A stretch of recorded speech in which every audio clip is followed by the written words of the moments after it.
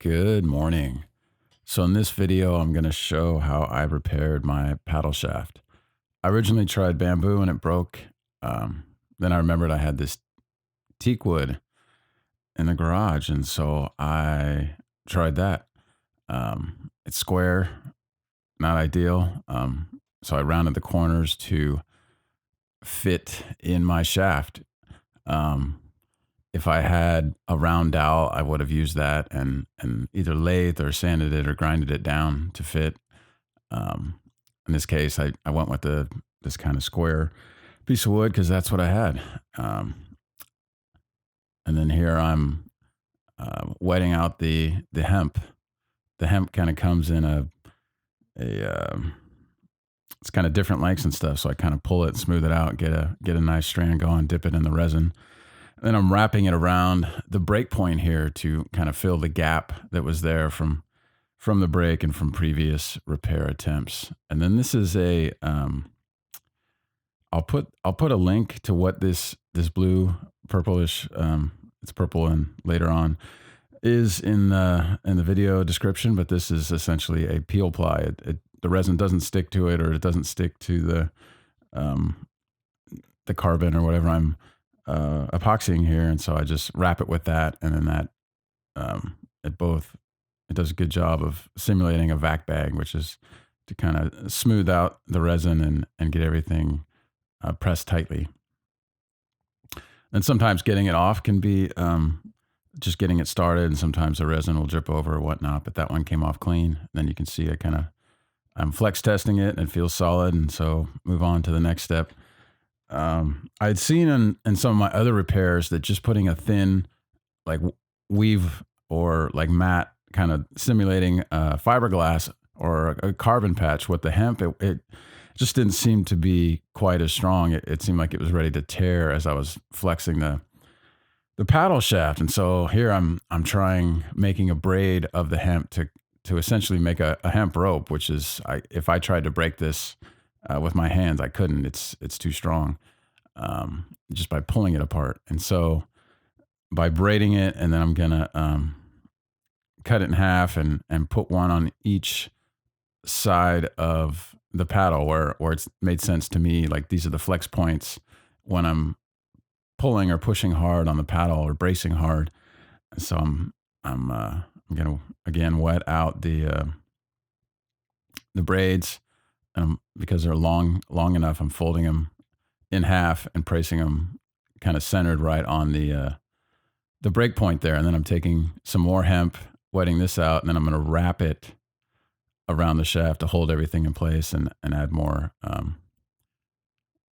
Essentially, to keep the braid is for the strength, and then this just holds it in place. So just trying to wrap it as evenly as I can, spread it out. And then flip it over, same thing. Yeah, so that's what I'm doing. I use the Super Sap from Entropy there, and I've been using that for probably a few years now, and I really like it. It has no smell that I can find it or detect, and it's held up strong. It's worked for all my projects. Some stuff on my other bamboo stuff I glassed, going on 3 years ago, and it's still holding up. And so I like working with it. It doesn't smell. It's got the highest bio content of any resin I've tried, and so that's what I use. And then again with this peel layer, it's like it comes in a roll, and I can usually, if I'm careful taking it off, I can usually get many uses. Just reusing it over and over again as a peel layer. And then here is where, because I had a lot of resin on there and I was really tightening it down, it squeezed or dripped out and kind of ran over or cured or hardened over some of the epoxy. So sometimes if there's like a sizable bead, I'll just grab a pair of needle nose pliers and kind of snap or pop that little piece of resin off and then unwind it. Other times, if it's on there pretty good, what I'm doing here, I'm just taking the edge of the chisel, or maybe some other semi-sharp thing, and just kind of gently um, peeling the resin off the peel layer, so I can unwrap the peel layer and get it off clean. Both to do less sanding and have a better glass job on there, but also so I can reuse the peel layer. And sometimes the glass will stick. You can see little pieces of resin on that peel layer, and if I took the time, I could just go over it and clean it to the point that it would be free of any resin. But I rarely take the time to do that. I just go for it, and it's worked so far.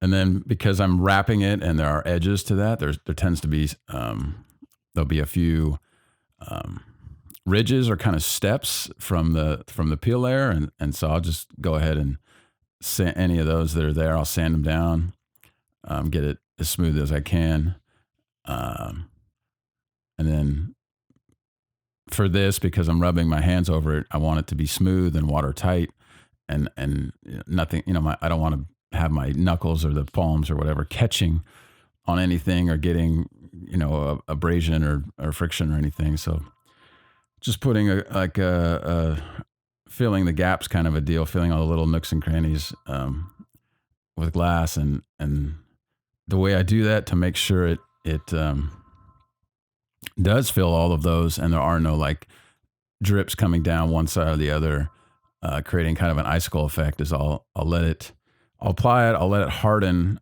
let it start to thicken up, start to kick off basically, and then flip it over and put a little bit more on there. And then by flipping it over, you can see it. There aren't any big icicles. It's pretty smooth. I didn't need to sand it. And I've had a dozen, I don't know, maybe as many as 20 sessions on this repair. And it's worked great.